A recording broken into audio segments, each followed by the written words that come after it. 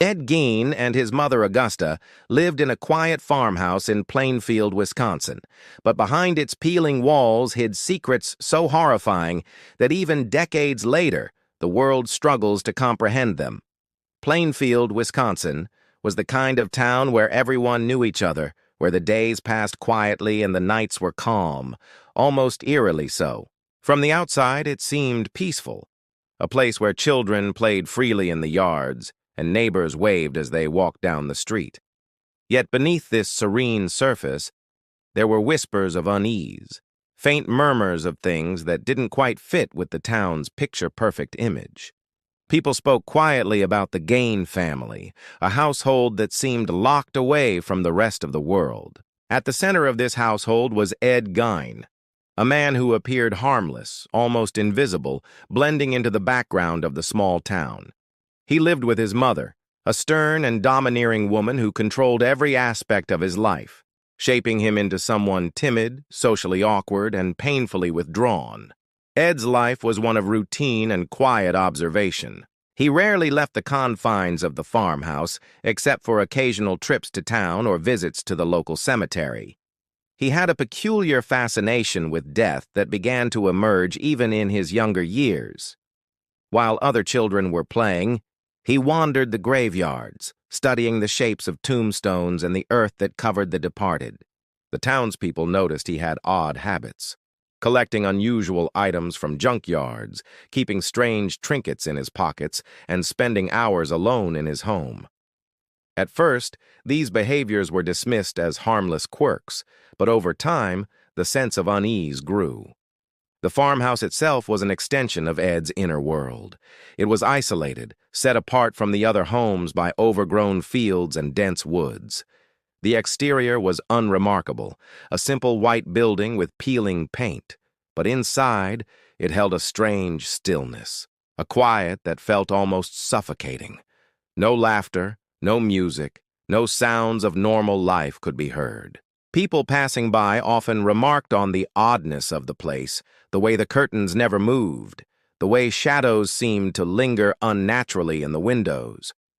To the casual observer, it was just an old farmhouse, but to those who knew the Geins, it was a place where something deeply unsettling was growing. Ed's obsession with his mother defined much of his existence. She instilled fear and strict moral codes, condemning what she called sinful thoughts and behaviors, leaving Ed with a twisted view of the world. He became a man torn between fascination and fear, drawn to the darkness yet trapped by the rigidity of his upbringing. The town's people had no idea that this combination of isolation and obsession was creating something dangerous. He watched the world from the edges, observing life without fully participating in it, and gradually, a sense of something sinister began to take root. The quiet streets of Plainfield masked the reality of what was happening inside the farmhouse. While neighbors went about their daily routines, unaware of the growing darkness, Ed's mind was quietly reshaping itself. Small acts of curiosity over life and death, initially harmless, began to accumulate, forming patterns of obsession. Objects that others discarded became treasures to him. Bones, fragments of old furniture, discarded items from graves. Each piece told him something about mortality, something about control, something that would later form the foundation of his macabre experiments. The seeds of horror were sown in plain sight, but no one saw them for what they were.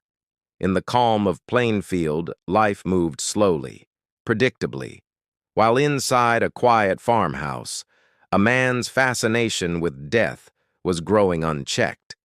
Every step he took, every moment he spent wandering the graveyards, every small, secret collection he made, was preparing him for a path that would shock the nation. The town remained unaware, living in the illusion of normalcy, while the darkness behind the closed doors of the Gein farmhouse quietly gathered strength. After the death of his mother, Ed Gein's world became even smaller and more isolated. The woman who had dominated his life, shaping his thoughts and fears, was gone, leaving a vacuum that twisted his already fragile mind. Without her strict oversight, Ed's curiosity about death and the human body grew unchecked. He spent long nights wandering the graveyards that surrounded Plainfield, moving silently among the tombstones as though searching for something he could not name. At first, he only took small items, fragments of bone or scraps of clothing left behind by visitors, but the thrill of taking pieces from the graves began to consume him. The boundaries between what was acceptable and what was forbidden faded, and a darker obsession began to take root in his mind. Inside the farmhouse, Ed's collection grew. He started arranging bones and other macabre items in meticulous patterns, studying them as if they were pieces of a puzzle he alone could solve. But it wasn't just curiosity that drove him. It was an overwhelming desire to understand, to control, to shape life and death according to his own design. He moved beyond the small bones, venturing into the more terrifying practice of exhuming entire bodies. Each night became a journey into secrecy and obsession. The quiet of Plainfield, the trust of the townspeople, allowed him to carry out these acts without immediate detection.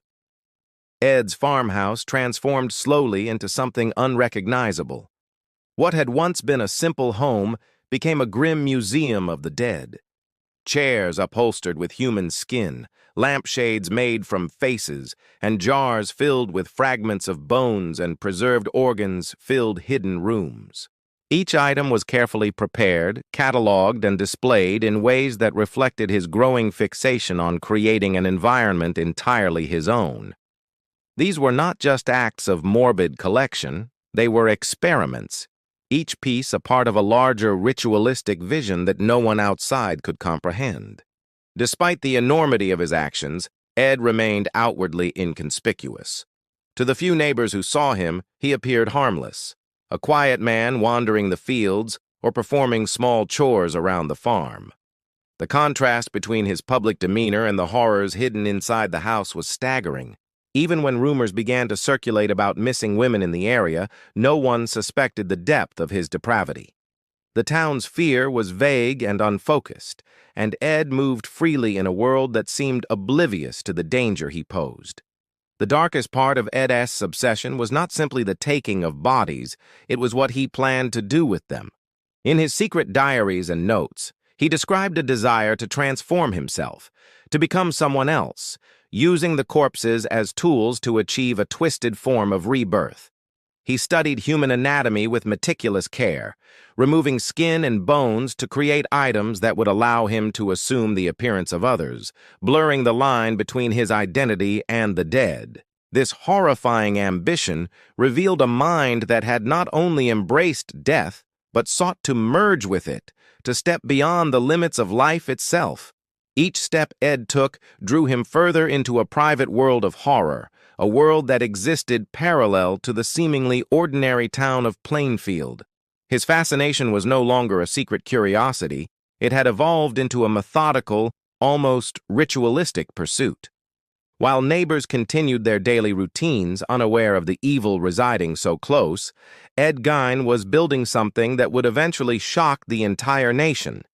His obsession had grown into a monstrous creation, one that combined the ordinary with the unimaginable, the living with the dead, all hidden behind the quiet walls of a farmhouse that seemed, from the outside, perfectly normal. Inside the farmhouse, Ed Gein had created a hidden world that few could have imagined. The main floor, with its modest kitchen and living spaces, appeared ordinary at first glance. But behind locked doors and concealed panels lay a labyrinth of secret rooms and passageways. These hidden areas were not mere storage spaces. They were carefully designed chambers where Ed carried out his macabre work in solitude. Narrow tunnels led from one room to another, twisting and turning like the veins of some grotesque organism, each corridor filled with an oppressive stillness that seemed to swallow sound and light. In these spaces, Ed moved freely, examining his collection of human remains and other artifacts, arranging them with a meticulousness that suggested a ritualistic purpose. In one of the deeper chambers, investigators later discovered something that had never been revealed to the public. A small, dimly lit room contained a diary filled with sketches, notes, and detailed observations of human anatomy. The pages revealed a mind obsessed not only with death, but with transformation. Ed wrote about his desire to assume the identities of others, to use skin and bone as tools for creating a new self. He sketched designs for masks, garments, and even furniture, blending human parts with everyday objects in ways that were both shocking and methodical. This secret journal suggested that his fascination with mortality was not purely for collection. It was an experiment in control, a disturbing attempt to merge his being with the dead. The tunnels themselves were lined with remnants of his obsession. Bits of clothing, bones, and personal items from the town's missing women were scattered along the floor, some deliberately arranged, others discarded carelessly. Ed would walk these passages at night, tracing paths between the rooms, stopping to examine particular items or to adjust the placement of remains. The act was almost ceremonial, a repetition that seemed to reinforce his obsession. In the dim light, the walls appeared to close in, creating a sense of suffocating intimacy with death, as if the house itself had become a partner in his grim practices. These hidden spaces also contained tools and implements that revealed the extent of his planning. Knives, saws, and other instruments were carefully maintained, each with a purpose in the creation of his artifacts. Jars filled with chemicals and preserved fragments were stacked on shelves, forming a chilling laboratory of the grotesque. Every detail of the environment reflected Ed's desire for control and secrecy. He had engineered a private world where he could explore his darkest impulses without fear of interruption, a self-contained universe that existed entirely apart from the ordinary lives of the townspeople above. Even more chilling was the sense that the labyrinth itself was designed to protect his secrets. Hidden panels allowed him to move unseen, and the twists and turns of the tunnels created a disorienting space that could easily hide evidence from anyone who stumbled upon the farmhouse. It was a physical manifestation of his mind, complex, secretive, and entirely focused on the interplay between life and death. Ed's private world remained undisturbed for years, allowing his obsession to grow unchecked. The hidden rooms and tunnels were not just spaces for storage or display. They were integral to his identity, a reflection of his need to manipulate and transform reality according to his own desires. When investigators finally discovered the labyrinth, the full horror of his work became undeniable. The farmhouse, once an ordinary structure in a quiet town, had been transformed into a monument to obsession, isolation, and the terrifying possibilities of a mind untethered from morality and humanity. Even after the authorities discovered Ed Gein's farmhouse and the horrifying collection within, the full scope of his crimes remained a puzzle. Newspapers and documentaries focused on the bodies and artifacts that had been found, the most shocking and tangible evidence of his obsession with death. Yet, what was revealed publicly was only part of the story. Beneath the sensational headlines lay a far more intricate web of secrets, hinting at crimes and intentions that had never been fully understood. Investigators found notes, maps, and lists meticulously organized in hidden drawers and behind loose panels. These documents suggested that Ed's activities were far more extensive than anyone had imagined, extending beyond the already horrifying discoveries in his home. The maps revealed locations of graveyards he had visited repeatedly, with detailed annotations about the condition of the graves and which ones could be disturbed without drawing attention. Some of the maps even indicated plans for future excursions, suggesting that his obsession had been long in the making. The lists contained names of missing people, some of whom were never connected to any known disappearances. This evidence implied that there were victims no one had ever reported, or that the records of their absence had been lost or ignored. The realization that Ed's actions might have stretched further than previously believed created a chilling sense of incompleteness, as if the surface-level horror was only the beginning. Beyond the tangible evidence, investigators began to suspect that Ed may not have been entirely alone in his work. Some items found in the house did not match the known victims, suggesting that others in the town might have had knowledge of his activities or at least allowed them to continue. While no accomplices were ever formally identified, the possibility that someone had aided him or turned a blind eye added a layer of tension and suspicion to the story. It was a revelation that suggested the darkness of Ed Gein's world might have been intertwined with the ordinary lives of those around him, a terrifying notion that the horror was not entirely contained within the farmhouse. Further examination of the hidden rooms revealed evidence of increasingly elaborate and calculated behaviors. Ed had organized his trophies with precision, labeling items and arranging them according to purpose or type. This level of methodical planning indicated that his obsession was not chaotic but deliberate, part of a long-term design that involved repeated acts over years. The very structure of the farmhouse, with its secret rooms and passageways, had been designed to conceal these activities from anyone who might stumble upon them. The labyrinth was both a physical and psychological shield, protecting his inner world and maintaining the illusion of normalcy on the surface. Perhaps most disturbing was the realization that Ed's obsession with transformation, the desire to assume the identities of the dead, might not have been limited to his collection of artifacts. The notes suggested experiments that blurred the lines between the living and the dead, intentions that were never fully realized but clearly contemplated. The thought that some aspects of his work might have gone undetected, that pieces of his grim experiments could still exist, left an enduring sense of unease. The farmhouse may have been emptied, but the shadows of Ed Gein's plans lingered, a reminder that the full horror of his mind might never be entirely known. Ed Gein's death in a mental institution marked the end of his life, but not the end of the dark legacy he left behind. To the public, his story had become the stuff of legend, horrific, almost mythic in its brutality. Movies, books, and documentaries depicted him as a monstrous figure, a man who had crossed the boundaries of morality and sanity in ways that shocked the nation. Yet, even with all the media attention, there remained elements of his life and crimes that were never fully uncovered or understood. The public narrative captured only what could be seen: the bodies, the artifacts, the sensationalized details. What Netflix and other productions rarely addressed was the depth of his obsession, the meticulous planning, and the psychological complexities that had allowed him to carry out his crimes undetected for so long. Plainfield itself carried the weight of Ed's actions long after he was gone. The town, once peaceful, became haunted not only by memories, but by a lingering fear of what had been hidden behind closed doors. Residents spoke in whispers about the farmhouse and its secrets, about the things that had been found and the things that might never be found.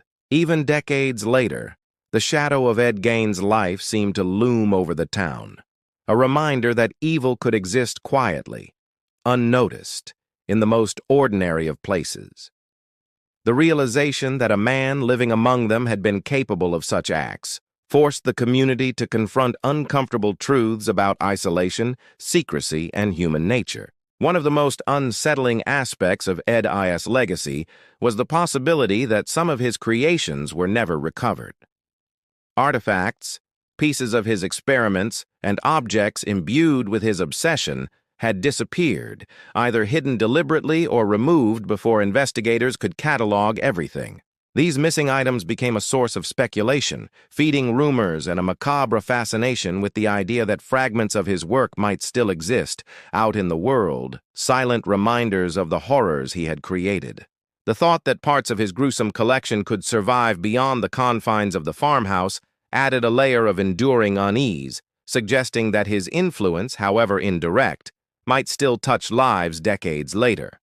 Psychologists and criminologists have studied Ed Gein extensively, yet his mind remains a perplexing and terrifying case. His obsession with death, his desire to transform himself using human remains, and his meticulous planning demonstrate a level of control and focus that goes beyond simple criminal behavior. He represents the extreme consequences of isolation, obsession, and the merging of fantasy with reality.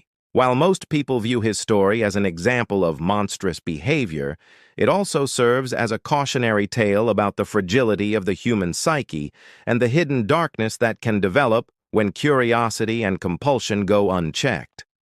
Ultimately, Ed Gein's life and crimes left a mark that extends far beyond Plainfield.